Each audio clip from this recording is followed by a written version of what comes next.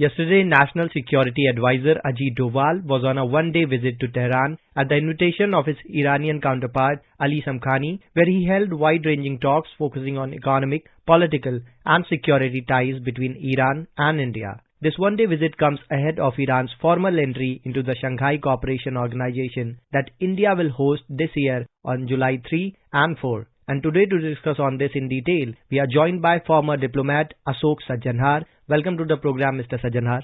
Thank you very much.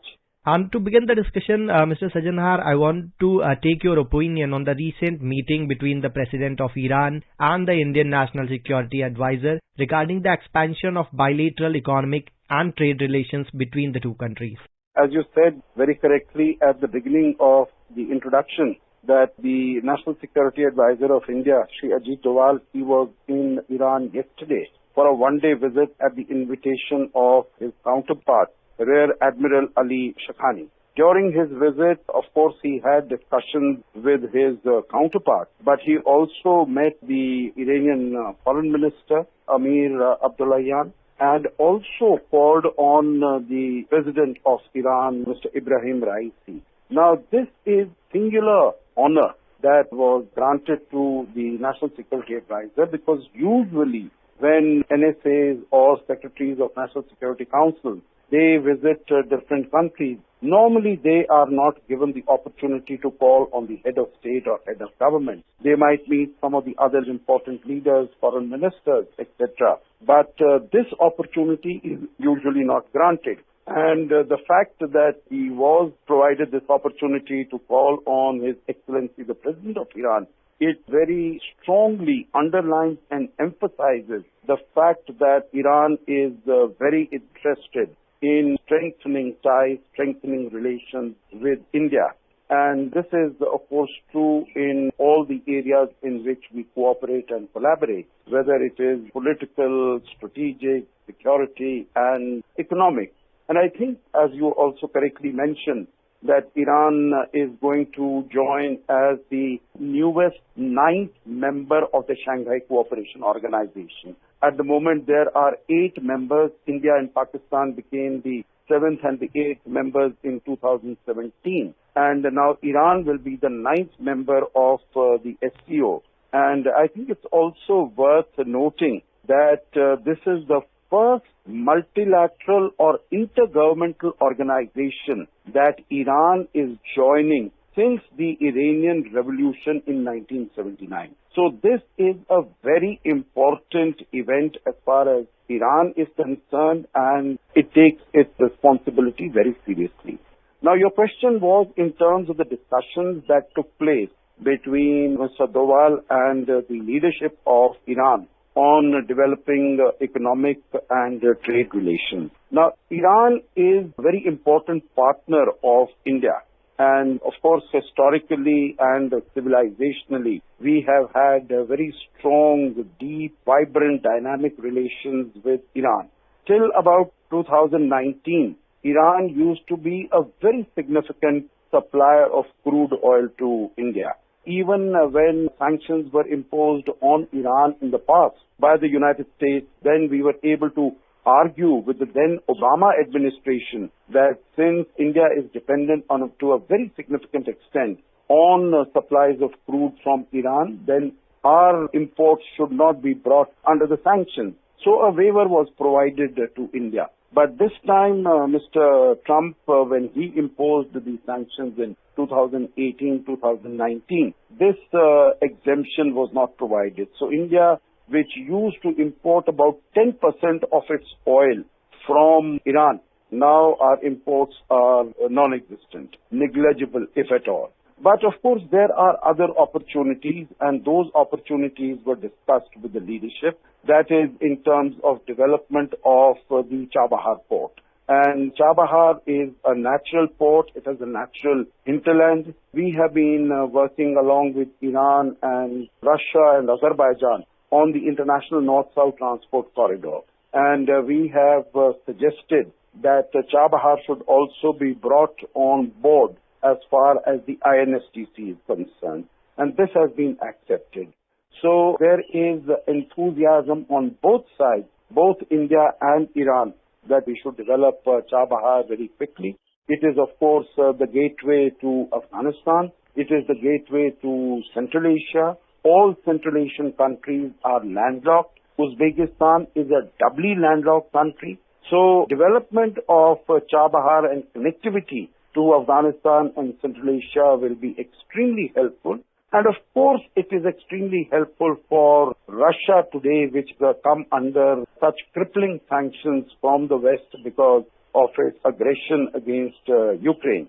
So the importance of Chabahar and of the International North-South Transport Corridor, that has increased manyfold, and that was discussed at great length between Mr. Doval and the leadership of Iran during his visit. And you very correctly highlighted the discussion. And here I would like to mention, Mr. Sajjanhar, that the President of Iran, Ibrahim Raisi, also hinted that strengthening of bilateral cooperation between Iran and India can have a constructive impact on resolving regional issues, as you also mentioned slightly. And the President of Iran also mentioned the Afghanistan issue. So here I want to understand from you, how can India and Iran work together to enhance regional security and stability?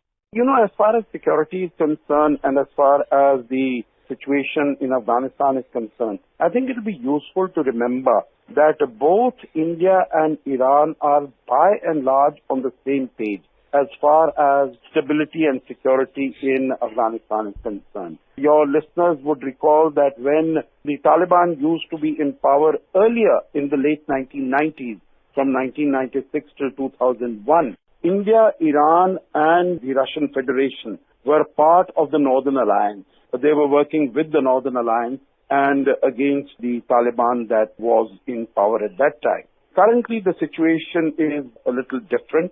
And here what we see is that although the Taliban, they took over power in Kabul on the 15th of August 2021, that means it is about 1 year, 10 months. But there is not a single country in the world which has accorded political recognition to the Taliban regime in Kabul. You would recall that when the Taliban was coming to power, then it was thought that many countries in the neighborhood, for instance, definitely Pakistan, China, Iran, Uzbekistan, Turkmenistan, and even Iran, many of these countries would very quickly, sooner rather than later, accord political recognition to the Taliban dispensation and start working with them. But that has not happened, and for a variety of reasons. One of the most important reasons is that the Taliban had committed that they would have an inclusive government when they come to power. And that would mean that it would not only be the Pashtuns, who are a majority in the Taliban, but it would also include the other minorities in the country. For instance, the Tajiks, I understand, are anything between 20 to 28% of the population in the northeast of the country. There are Hazaras, there are Shias, there are so many other minority communities in the country. And the commitment that the Taliban had given was that all of them would be accommodated in the administration. That has unfortunately not been done. The second is that an appropriate place in the political space and economic space would be provided as far as girls and women in Afghanistan are concerned. That has also not happened. In fact, increasingly, the women folk of Afghanistan are being sidelined. They are being forced to remain at home. Recently, there was a decision by the Taliban establishment that Afghan women will not be allowed to work even as far as the United Nations is concerned. And at this, the UN has taken great umbrage. And all the 15 members of the UN Security Council had unanimously decided to condemn this move of the Taliban and to urge it to remove this restriction about Afghan women working in the UN offices. In addition to all this, there are a large number of terrorist groups that are in Afghanistan. For instance, you have Al-Qaeda, you have the Islamic State, you have Hizb ut-Tahrir, you have Jaish-e-Mohammed, Lashkar-e-Taiba, etc. So many of the terrorist groups. So there is a very real threat of these terrorist actions taking place against some of the neighboring countries of Afghanistan. And of course, we have experienced this in the past when Taliban was in power in Kabul in the late 1990s, and how the territory of Pakistan was used to launch terrorist attacks against India. So this is a matter of concern. All these issues, except maybe on the role of women in Afghanistan. Absolutely. These are all issues of concern both to Iran and to India. India is, of course, very strongly in favor of the rightful place of women in Afghan society.